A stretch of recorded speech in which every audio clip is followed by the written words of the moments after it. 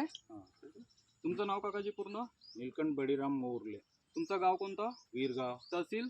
तहसील राजुरा, जिल्हा? चंद्रपूर. चंद्रपूर. बरं, हे पराठी तुमची पहिले कशी होती आणि आता कशी आली, आणि ह्या पराठीला काय काय वापरलं तुम्ही ते थोडं सांगा सविस्तर.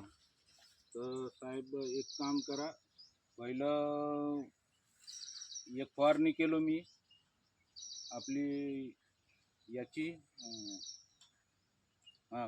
कॉम्प्युटर आणि हे केलो, तेव्हा थोडीशी बरी होती.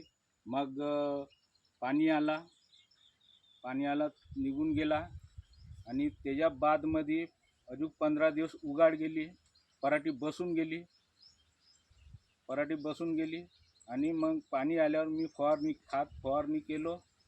तर आपली हे दवाई मारलो. कोणती फवारणी केली तुम्ही त्यावेळेस?